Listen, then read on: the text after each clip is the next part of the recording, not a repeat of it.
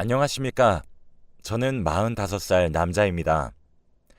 저는 정말 살면서 엄청난 후회를 했기 때문에 제 이야기를 들으시는 분들이 저와 같은 경우라면 빨리 뉘우치고 변하시길 바라는 마음에 이렇게 글을 적게 되었습니다. 저는 저보다 2살 어린 아내와 슬아의 딸과 아들을 하나씩 두고 있어요. 사실 전 흔히 남들에게 손가락질을 받는 폭력적인 남편이자 폭력적인 아빠였어요.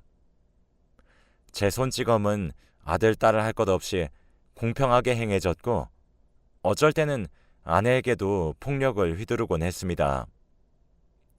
사실 저는 아내의 입에서 이혼이란 단어가 나오기 전까지 아이들의 입에서 아빠와 함께 살고 싶지 않다는 말을 듣기 전까지는 제게 문제가 있다는 사실을 멍청하게도 전혀 알지 못했습니다. 사실 저는 이번에 후회를 느끼고 폭력 성향을 고치는 과정에서 제가 결핍이 많은 사람이란 사실을 알게 되었거든요. 제 어린 시절은 남들보다 더욱 불행했습니다. 저희 아버지는 알코올에 대한 의존도가 높으셨고 알코올 중독자셨죠. 어머니는 그런 아버지에게서 저를 지키려고 발버둥을 치셨어야 했습니다. 어머니는 항상 눈에 시퍼런 멍이 들어 있었어요. 팔과 다리에도 어느 괜찮은 구석이 하나 없었죠. 그래서 저희 어머니는 한여름에도 항상 목과 팔과 다리를 가릴 수 있는 옷들만 골라서 입으셨어야 했어요. 저희 아버지는 술에 취하면 항상 어머니를 복날에 개 패듯이 팼습니다. 그 폭력의 화살이 제게 쏟아질 것 같으면 어머니는 온몸으로 저를 보호하셨었던 것 같아요. 애한테까지 그러지 말고 애한테 할 거면 그 목까지 자기한테 하라고 소리를 지르시면서 말이죠. 그래서 매일 밤마다 저희 집은 쑥대밭이 되었고 난장판이 되었습니다. 그리고 아침에 술에서 깬 아버지는 어머니께 무릎을 꿇고 눈물을 흘리시며 싹싹 비셨고 어머니는 항상 용서하셨어요. 그렇게 집을 깨끗이 치우면 뭐 하겠어요. 아버진 저녁에 다시 술을 사와서 한 잔만 먹겠다며 드셨고 한 잔은 한 병이 되었고 2병이 되었고 술에 취하셨죠. 제가 아주 어렸을 땐 무서워했는지 잘 모르겠지만 인지가 가능했을 때를 상기시켜보면 꽤 자연스럽게 아버지의 폭력을 받아들였던 것 같아요. 매일 일어나는 일상의 소음 정도로 말이에요. 아버지가 술을 마시고 어머니께 폭력을 행사했던 이유는 하나였습니다. 술을 더 내놓으란 이유였죠. 하지만 아버지가 알코올 중독자로 일하러 나가시지 않아서 어머니가 소일거리로 부업을 띄어 만들어 오는 돈이 저희 생활비의 전부인데 어머니는 정말 돈이 없으셔서 못 드린 거였어요. 어머니가 여유가 있으실 때는 아버지께 돈을 쥐어주고 나서 저를 데리고 새벽에 산책을 하러 나갔다 아침에 함께 들어오기도 했었어요. 지금 보니 그게 어머니 나름의 도피였던 것 같네요. 아무튼 어머니는 참 울기도 많이 울었습니다. 아버지께 애원도 했고 화도 냈고 빌어도 받고 애걸복걸하며 부탁하기도 했죠. 제발 술을 끊어달라고 말이에요. 아버지는 알겠다고 대답은 잘 하셨어요. 하지만 밤이 되면 저희 집엔 와장창 하며 깨지는 소리와 어머니의 비명소리, 울음소리밖에 들리지 않았죠. 그쯤 되니 동네에 소문이 나기 시작했고 신고받고 온 경찰들도 저희 얼굴을 알기 시작했어요. 그 당시 제 나이가 아마 10대 중반 정도였던 것 같습니다. 창피했고 쪽팔렸죠. 그리고 그런 어머니가 너무 한심했어요. 잘못은 아버지가 폭력을 휘둘렀단 점인데 전 어머니에게 그만 좀 울고 정신 차리라고 그치라고 윽박질렀어요. 정말 불효자식이죠. 그러던 어느 날 그날도 어김없이 돌아온 아버지의 폭력에 어머니의 비명소리가 들렸습니다. 그런데 이때까지는 어머니는 아버지의 폭력에 대응을 많이 하지 않으려 노력했어요. 그리고 살려달라라는 말은 입에 올리지 않았습니다. 그런데 그날따라 문 밖으로 살려주세요. 누가 신고 좀 해주세요. 살려주세요. 라며 소리를 지르더라고요. 불길한 예감에 문을 당장 열고 방 밖으로 뛰쳐나가니 바깥은 아수라장이 되어 있었고 어머니는 아버지께 살려달라고 빌고 있었습니다. 그때 무슨 생각이었는지 모르지만 본능적으로 어머니를 구해야 되겠다는 생각만 들었습니다. 그 이후로는 기억이 잘 나지 않아요. 아버지는 잠들듯 기절하셨고 저는 헉헉거리며 숨을 거칠게 쉬고 있었는데 누군가 문을 두드렸습니다. 경찰이었죠. 어머니의 구조 신호에 누군가 신고를 했던 모양이었어요. 당연히 저와 어머니는 경찰로 향했고 아버지는 구급차를 타고 응급실로 향했습니다. 아버지는 다행히 비껴 맞았던 거라 가벼운 뇌진탕에 오셨던 거였고 술에 너무 취해 있으셔서 쓰러지듯 잠이 든 거라고 병원에서 말을 하더군요. 어머니는 누가 봐도 피해자인 몰골인데다 저는 그런 어머니를 구하려던 미성년자였고 다행히 처벌은 받지 않게 되었습니다. 일이 해결되고 아버지는 병원에 좀 더 계셔야 했기에 집에 저와 어머니 단 둘만 남았어요. 전 어머니한테 도망가라고 했습니다. 이렇게 살지 말고 가버리라고 말이죠. 어머니는 아들인 제 말이 충격이셨나 봐요. 그리고 이번에 일어난 아버지의 폭행도 충격이셨던 것 같습니다. 어머니는 며칠 동안 숨죽여서 우셨어요. 어머니는 항상 우실 때 숨죽이시며 우십니다. 왜냐하면 아버지가 소리를 내면 정말 미친 듯이 때렸거든요. 아버지가 집에 없는데도 숨죽이며 우는 어머니를 보니 가슴 한가운데가 꽉 막힌 것만 같았죠. 그때까지 어머니는 고민을 많이 하셨었던 것 같아요. 하루는 제 저녁을 차려주셨는데 저희 사는 형편에 맞지 않게 상다리가 부러지도록 맛있는 음식을 차려주셨고 고기까지 구워주시더라고요. 제게 웃으면서 아들 맛있어? 라고 물으시면서요. 너무 맛있어 하며 전 음식에만 정신이 팔려 있었고 어머니는 한술도 뜨지 않았습니다. 어머니는 아들, 엄마가 정말 많이 미안해 하며 슬프게 웃으시며 제 뺨을 쓰다듬으셨죠.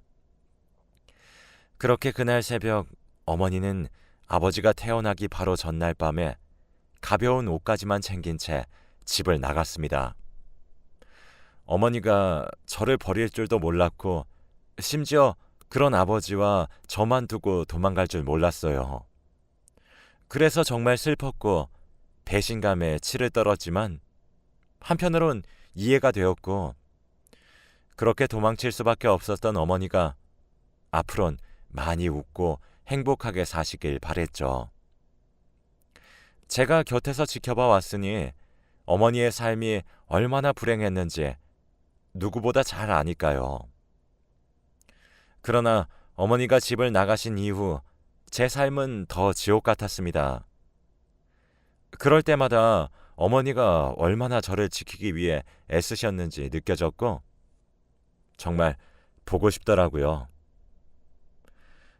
아버지는 퇴원 후 별 말 같지도 않은 핑계를 갖다 대며 절 미친 듯이 패기 시작했습니다. 이제 한여름에도 긴팔을 입어야 하는 사람은 어머니가 아닌 제가 되었어요. 하지만 그래도 전 아들이고 몇 년 정도 지나 아버지보다 키가 더 커지고 힘도 더 세졌습니다. 한 번은 아버지가 습관적으로 제 뺨을 내려치시려 했는데 그 손을 잡고 아버지를 그대로 밀치니 넘어지시더군요. 그 후로는 제게 손찌검을 하지 않으시기 시작했습니다.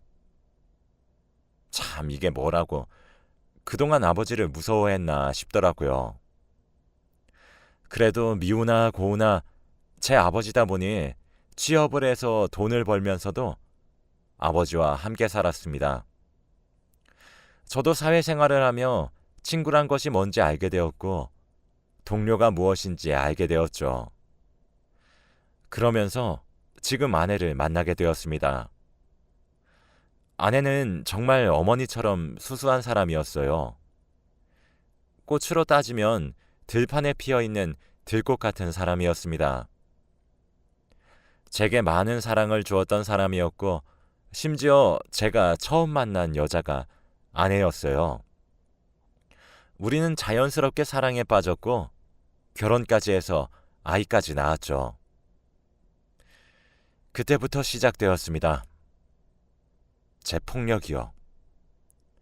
사실 저는 그런 아버지의 밑에서 자라서 폭력이 얼마나 나쁜 건지 잘 알고 있었습니다. 그래서 저는 아버지를 보면서 항상 다짐했어요. 아, 나는 저렇게 되지 말아야지. 나는 절대 저런 남편과 아빠가 되지 말아야겠다. 이런 다짐들을요. 그래서 저는 술을 입에도 대지 않는 사람입니다. 그런데 아이를 낳아 기르면서 아내와 점점 부딪히게 되었습니다. 서로 원하는 방식들도 달랐는데 아내에게 산후 우울증도 함께 왔었거든요. 보통의 남편들은 사랑하는 아내가 산후 우울증을 겪으면 좀 더 다정히 대해줄 것이고 따뜻하게 말을 하기 위해 노력했을 겁니다. 하지만 전 그러지 못했어요. 연년생으로 아이를 낳고 산후 우울증을 겪는 아내를 이해하지 못했거든요. 아내에게 점점 화가 나기 시작했고 결혼 후 아이를 낳은 이후로는 아내와 매일같이 싸우기 시작했어요. 서로를 헐뜯었어요. 아내는 그럴 때마다 짐을 싸서 아이들을 데리고 친정으로 내려가기 일쑤였고 그런 태도를 보이는 아내에게 정말 미친 듯이 화가 나기 시작하더라고요. 그러다 아이들이 3살이 되던 해에 결국 화를 참지 못한 제가 아내의 뺨을 때려버렸습니다. 아내와 싸움을 하기 시작하면서 그렇게 몇 년 정도 흐르니 점점 분노의 감정을 억누르기 힘들어졌죠. 어느 순간부터는 아내가 집에 있는 꼴만 봐도 화가 치솟을 만큼 미친 듯이 화가 나더라고요.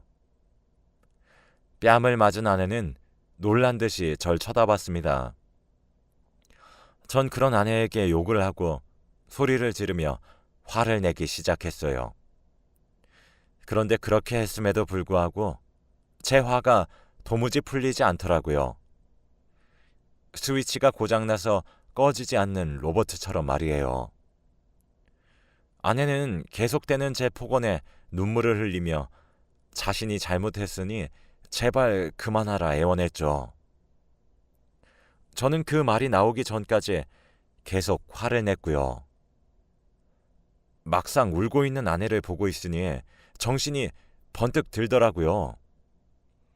아이들도 큰 소리에 놀라 울면서 제 엄마를 찾고 있었습니다. 전 그런 제 모습에 당황해서 집을 나와 그날은 외박을 했어요. 처음엔 후회가 되었습니다. 내가 정말 미쳤나 보다 싶었죠. 그러나 한 번이 어렵지 2번부터는 쉽다는 말이 있잖아요. 그때부터 시작되었습니다. 점점 날이 가면 갈수록 더 날카롭게 아내의 가슴을 후벼 파는 폭언들과 쌍욕을 내뱉기 시작했고, 어쩔 때에는 아내에게 손을 휘둘렀어요. 아이들을 돌보면서도 아이들이 말을 조금이라도 듣지 않으면 제 손이 올라갔습니다. 그런 제 모습에 기겁해서 달려오는 아내가 제게 화를 내기 시작하면 어김없이 아내에게도 손을 올렸어요. 매일 후회했음에도 쉽게 고쳐지지 않았고, 때렸다는 후회감과 죄책감에 술에도 손을 대기 시작했죠. 그러면서 아내에겐 더욱 가혹한 남편이 되어버렸습니다. 그러던 어느 날 아이들 둘 모두가 초등학교에 입학을 하고 난 뒤였습니다. 첫째가 3학년이었고 둘째가 2학년이었으니까요. 아내는 아이들을 일찍 학교에 보내고 아침에 제게 이혼 서류를 한 장 내밀더군요. 협의 이혼을 하자고 말이에요. 아이들은 본인이 친정에 데려가 키우겠다고 말을 하더라고요. 전 당연히 화가 또 미친 듯이 나기 시작했고 아내에게 손을 올리려고 했습니다. 그런데 아내가 제게 그러더군요. 나 이제 이렇게 살기 싫어. 제발 날 놓아줘. 라고 말이에요. 그렇게 말하는 아내는 저희 어머니처럼 숨죽이며 눈물을 흘리고 있었습니다. 움찔하고만 제가 아내를 쳐다보았어요. 순간 아내의 얼굴에 저희 어머니의 얼굴이 스쳐 지나가더군요. 아내는 그 옛날 저희 어머니처럼 한여름에도 소매가 긴 옷과 긴 바지를 입고 있었습니다. 저희 집 식탁 근처에는 전신 거울이 하나 있어요. 주방과 현관이 가까워서 제가 밥을 먹고 출근하기 전 항상 거울로 옷매무새를 체크하는 버릇이 있거든요. 저희는 주방 식탁에 앉아 얘기를 하고 있었는데 문득 고개를 돌려보니 거울에 비친 제 모습이 옛날 어머니를 때리고 사셨던 저희 아버지의 모습과 다를 바가 없더라고요. 웃음이 많았던 아내는 어느새 웃음을 잃어버리고 옛날 저희 어머니와 같은 모습을 하고 있었습니다. 그때 제가 느꼈던 감정은 슬픔과 분노 따위의 것이 아니었어요. 허망하고 허탈했으며 자괴감이 느껴졌습니다. 그제서야 눈 위에 씌어있던 무언가가 벗겨지는 듯한 느낌이 들더군요. 답답해서 메고 있던 넥타이를 풀기 위해 손을 움직였는데 그 작은 움직임에 아내의 몸이 굳고 움찔거렸습니다. 그때 느꼈던 감정은 표현이 안 돼요. 아내는 지금쯤 날라오고도 남았을 폭력이 날라오지 않자 더욱 겁을 먹은 듯 했어요. 일단 퇴근 후 다시 얘기하자고 잠시 뒤로 미루었죠. 그날 무슨 정신으로 일을 했는지 모르겠어요. 퇴근 후 집으로 들어가기 싫어지더라고요. 아내에게 잘못을 빌고 설득하려고 마음을 먹었습니다. 제발 한 번만 더 기회를 달라고 애걸복걸할 마음으로요. 과거에 제가 왜 그렇게 미친 짓을 했는지 믿기지가 않았고 어디에 씌었던 것은 아닐까 생각까지 들 정도였습니다. 집에 도착하니 분명 현관문 밖까지 울리던 딸과 아들의 웃음소리가 제가 비밀번호를 치고 현관문을 열기 시작하니 귀신같이 멈추더군요. 아내 뒤에 숨어서 들리지도 않을 목소리로 다녀왔냐 인사를 하길래 제가 뭐라고? 라고 되물었더니 빽 울더군요. 눈물을 흘리는 아이의 얼굴을 닦아주기 위해 아이의 얼굴 가까이 손을 가져다 대니 아이가 눈을 질끈 감고 숨을 참는 것을 보았습니다. 내가 이 작은 아이에게까지 커다란 공포심을 줬다는 사실을 뼈저리게 깨달을 수 있었던 순간이었어요. 그 와중에 아들은 제가 자기 동생을 해치기라도 하는 사람처럼 동생을 자기 뒤에 숨기고 엄마도 자기 뒤에 숨기더라고요. 난 10살짜리 아이보다 못한 사람이었나 싶었습니다. 아내는 아이들을 방으로 보내 재우고 나왔고 저는 이야기 좀 하자고 요청했어요. 눈에 보일 정도로 뻣뻣하게 굳는 아내를 깨달은 순간 오늘 아침부터 지금까지 느꼈던 허망하고 허탈함이 물밀듯이 몰려왔고 자괴감과 미안함에 고개를 들 수가 없더라고요. 스스로 울 자격이 없다고 생각이 들어서 울지 않으려고 용을 썼는데도 제 눈물샘은 멋대로 눈물을 흘리게 했습니다. 갑자기 눈물을 흘리는 나를 보며 아내는 후다닥 뛰어와 밖에서 무슨 일이 있었냐고 왜 우냐고 걱정을 하기 시작하더라고요. 그럼에도 제가 진정을 하지 못하자 저를 안아 달래기 시작했습니다. 참, 이 나이 먹고 아이처럼 엉엉 울게 될 줄 몰랐는데 저희의 목소리가 컸는지 재운 지 얼마 되지 않은 아이들도 방문을 열고 고개를 빼꼼 내밀더군요. 그리곤 우는 제게 다가와 아들은 자기가 아껴놨던 간식을, 딸은 자기가 가장 좋아하는 장난감을 건네주며 위로를 해주더군요. 전 아내에게 말했어요. 내가 다 고치겠다고. 내가 오늘 알았다고. 그동안 내가 무슨 미친 짓을 했는지 오늘 깨달았는데 한 번만 더 기회를 주면 안 되겠냐고. 고칠 수 있다고. 마지막이라고 생각하고 한 번만 더 기회를 달라고 빌었습니다. 가족을 잃는다는 생각을 하니 미칠 것만 같더라고요. 저는 부부 상담도 같이 받으러 가자고, 내가 더 노력하겠다고, 근데 방법을 모르겠다고 아이처럼 엉엉 울고 있으니 딸도 울고 아들도 울고 아내도 울었습니다. 오밤중에 내 가족이서 엉엉 울었네요. 아이들은 울다 지쳐 잠들었고 아내는 그런 아이들을 물끄러미 바라보다 말하더군요. 마지막으로 믿어볼게. 라고요. 그게 작년에 있었던 일입니다. 그 후 저와 아내는 부부 상담센터를 찾았어요.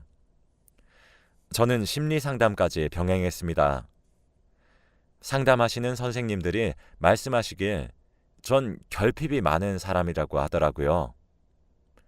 부모의 사랑이 어긋났기에 제가 그걸 보고 배웠다고 말씀하셨죠. 심지어 제가 만난 첫 여자가 아내였기에 결핍이 많은 저는 계속 불안에 시달렸던 것이었고 그 불안과 스트레스를 부적절한 방법으로 표출한 것 같다고 하더군요. 그리고 아내의 행동을 통제하려고 하는 성향이 조금 있다고 하셨습니다. 이런 부분은 환경적 요인을 무시할 수 없는데 제가 잘못되었다는 사실을 지금 인지하고 직시하려고 노력하기 때문에 고칠 수 있다고 응원하시면서요. 아내는 제 어린 시절 이야기를 전혀 알지 못하고 있어서 깜짝 놀란 것 같았죠. 그렇게 전 차근차근 분노를 조절하는 법, 긍정적으로 감정을 풀어나가는 법, 감정을 다스리는 법 등등 여러 가지를 차근차근 배워나갔고 실천했습니다. 아이들과 아내에게 진심으로 사과했습니다. 아내도 제 모난 행동들이 아무래도 어렸을 때 받았던 정서적 학대인 걸 알게 된 이후로 더욱 적극적으로 절 이끌어 주었어요. 아내 본인도 상처가 참 많았을 텐데 말이에요. 저희 아이들도 처음엔 저를 많이 무서워했습니다. 손만 움직여도 깜짝 놀라는 모습이 정말 안타까웠어요. 지금은 제가 퇴근하면 아빠라고 크게 부르며 품에 안겨드는데 이렇게 되기까지 정말 많은 노력을 했습니다.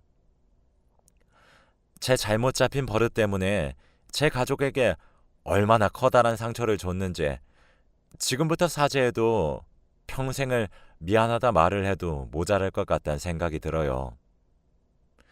아내는 이렇게 변한 제 모습을 보면서 항상 멋있다고 해줍니다. 저도 아내의 의견을 존중하려고 노력하고 있거든요. 살아보니까 아내 말이 틀린 게 하나도 없다는 생각이 들어서요. 아내의 친정도 찾아가서 장모님과 장인어른께 무릎을 꿇고 사과를 드렸습니다. 아직 저를 웃으면서 볼 수 있는 정도는 아닌 것 같지만 제게 마음을 열려고 노력하시는 것 같아 저도 더 크게 노력할 생각이에요.